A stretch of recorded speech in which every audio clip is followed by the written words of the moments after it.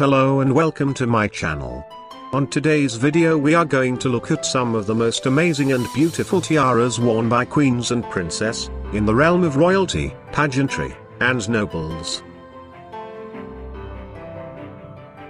Throughout history, men and women of status have adorned their foreheads with various kind of crowns and tiaras, which symbolized social superiority and power.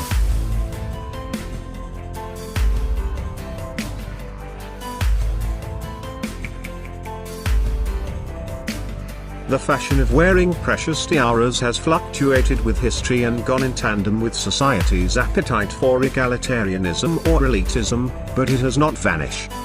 The downfall of many European monarchies might have diminished its importance, but curiously, the notion of elitism and dream of being a princess, even for one day, has continued to seduce generations, and tiara has remained in fashion, in its classical styles as well as in new art forms.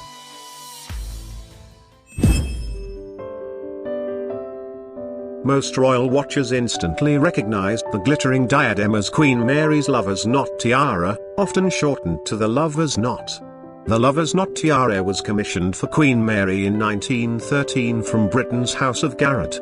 It consists of diamonds and a collection of 19 hanging pearls, all set in silver and gold.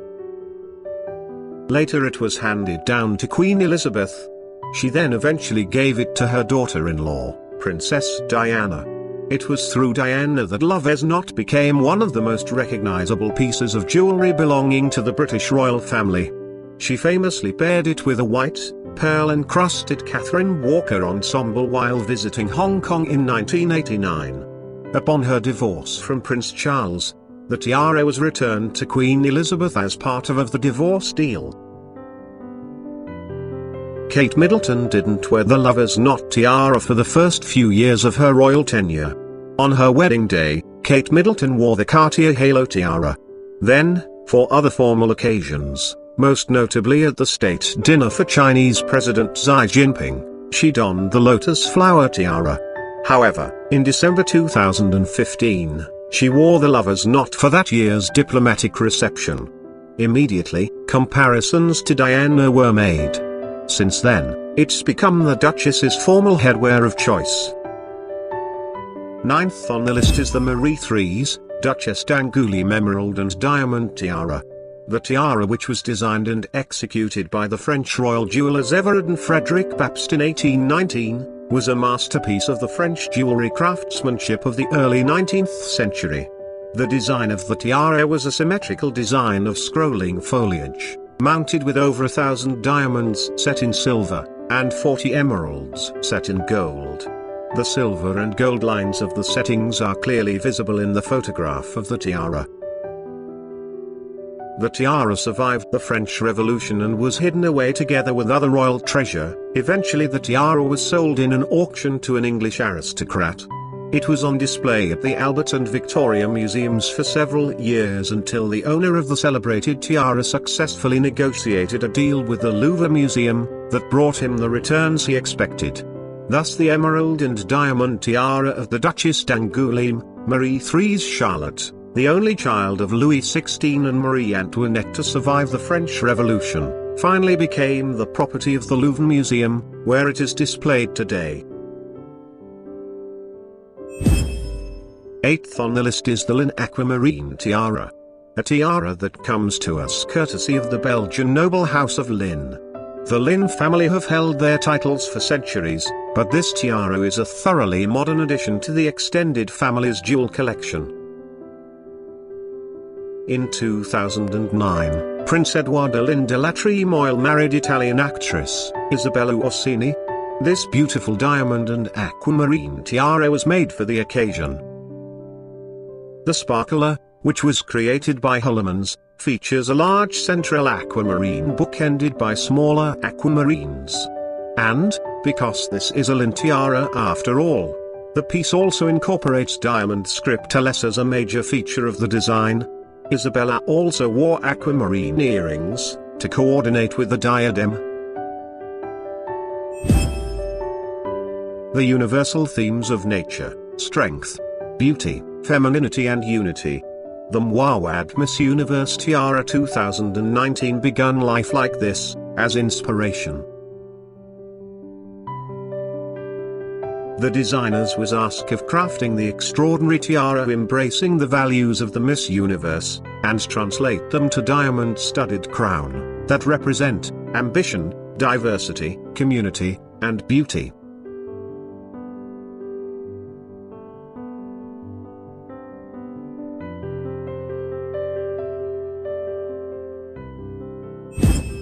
This tiara came to life in a meticulous process that combined the artistry and creative vision, using technology, master craftsmen, and the expertise to source and polish diamonds to the highest standard.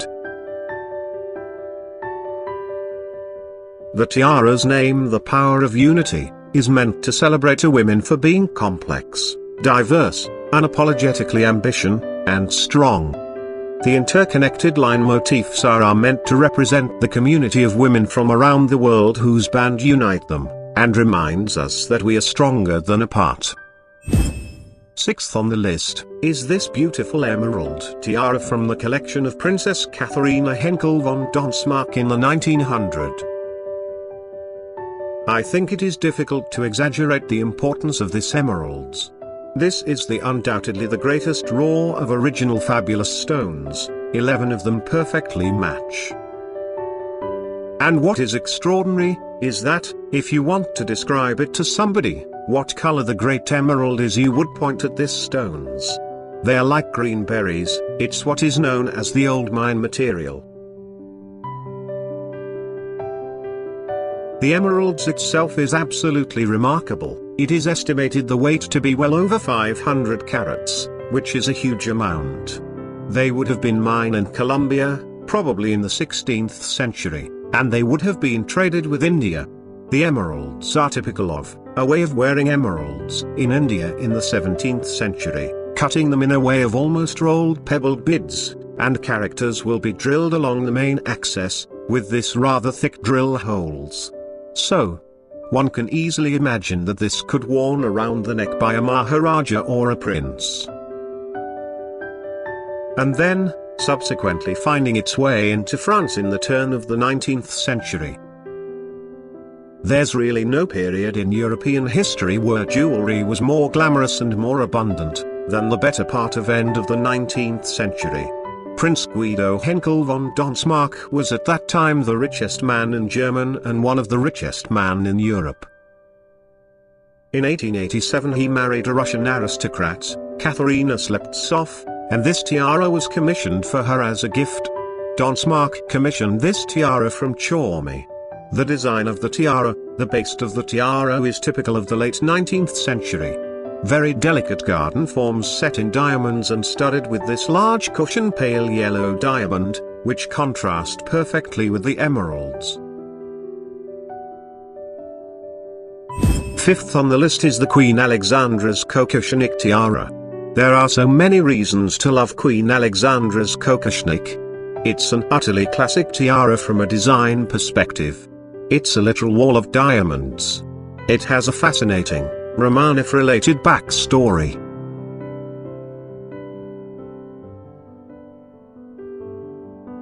The original design of the tiara was worn by Empress Marie Feodorovna of Russia. Then after it was seen by her sister Queen Alexandra, she already knew what she wanted on her wedding day. In 1888 the London News illustrated the Alexandra's anniversary present, a Kokoshnik design tiara made by the royal jeweler, the House of Garrett. Like Marie Feodorovna's tiara, the piece was made of individual pave-set bars, though Alexandra's fringes were more rounded at the tip. Alexandra's Kokoshnik featured 77 of these fringe pieces, and the entire tiara was packed with more than 400 diamonds. One of the tiara's first appearances at a major royal occasion came a few years later, when Alexandra wore the diadem at the 1893 wedding of her second son, the Duke of York, later King George V, and Princess Mary of Teck. In portraits taken on that day, the flexibility of the tiara is apparent, the fringes are not bunched tightly together, and spaces are visible between the bars. Alexandra appears to have used another jewel, possibly a bracelet, to help gather the fringe together. When Queen Alexandra died in 1925, the cocoshnik was inherited by her daughter-in-law, Queen Mary. A fitting choice, since it was famously worn by Alexandra at Mary's wedding. Queen Mary died in 1953, and along with most of the rest of her property, she bequeathed the tiara to her granddaughter, Queen Elizabeth II. The piece quickly became a central part of Elizabeth's jewelry collection.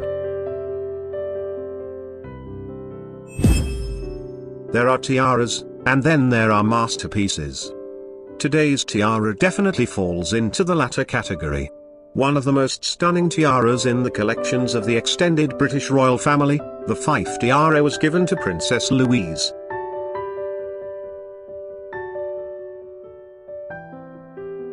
Princess Louise is the granddaughter of Queen Victoria, and she was the eldest daughter and third child of Albert Edward, Prince of Wales, and Princess Alexandra, who later became Edward VII and Queen Alexandra.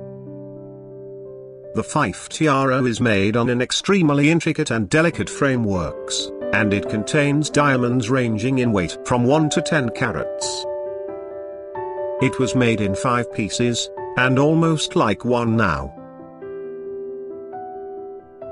The tiara is extraordinary in its construction: silver in the front, gold in the back, and all of the 200 carats of diamonds, beautifully cut, while being presented in the thinness framework. But what really extraordinary is the tiny pivots in which the pear-shaped diamonds are presented, and they would have caught the light. When Louise, Duchess of Fife, worn it, it would be an extremely beautiful to behold. Third on the list is the Brazilian aquamarine tiara. Most of the sparkling tiaras worn by Queen Elizabeth II of the United Kingdom were legacies from queens and princesses past, but a few of them have been hand-picked or commissioned by the Queen herself. Today's tiara, the Brazilian aquamarine, was ordered by the Queen as a part of an evolving parure of jewels. The Brazilian aquamarine parure didn't start with a tiara, it began with a necklace and a pair of earrings. These diamond and aquamarine pieces were presented to the Queen in 1953 by the Brazilian president as a coronation gift on behalf of the people of Brazil. By 1957, the Queen had also commissioned Garrett to make a tiara to match the aquamarine demi parure. The tiara featured an elaborate diamonds and aquamarine band base, with 3 aquamarine and diamond elements placed at intervals. The Queen has worn the tiara fairly consistently since its overhaul, even though it's now one of the tallest and most imposing diadems in her collection. The last time we saw her wear the tiara in public was during the Commonwealth Heads of Government meeting in Australia in October 2011. Queen Victoria and Prince Albert's shared love of art and design resulted in many an exquisite treasure, including jewels like her sapphire coronet and the Oriental circlet. "Albert has such taste and arranges everything for me about my jewels," Victoria wrote. This Gothic-inspired emerald and diamond tiara is another example, a piece personally designed by Prince Albert and commissioned in 1845 from the London jeweller Joseph Kitching for £1,150. The tiara, nearly a full circlet in shape, has a base of cushion-shaped diamonds and step-cut emeralds topped by a graduated row of 19 inverted pear-shaped emeralds. The largest emerald weighs in at 15 carats.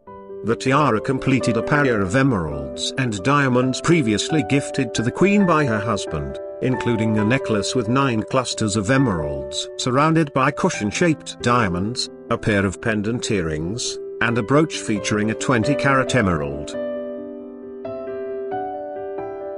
Queen Victoria was thrilled with her emerald tiara gift, referring to it as a lovely diadem of diamonds and emeralds designed by my beloved Albert, and writing of her husband's wonderful taste in her journal.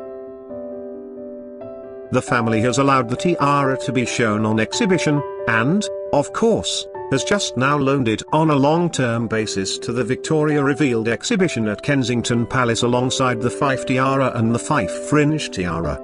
The rest of the emerald parure is also on show, ready and waiting for your admiration. It already has mine. This is one of my absolute favorite pieces. Magnificent. This unique emerald tiara was made by Harry Winston in 1958 in advance of the marriage of the Shah of Iran and Farah Diba. Much like the Nur Orlean tiara, which was made in the same time frame for the same purpose, it includes a mix of diamond colors and incorporates old stones from the Iranian crown collection. The heart-shaped pointed base is made of a row of platinum set baguette white diamonds which sit underneath a double row of pink, yellow, and white diamonds. The brilliants are thought to be from the 19th century and Indian in origin. The largest two are 15 carats apiece.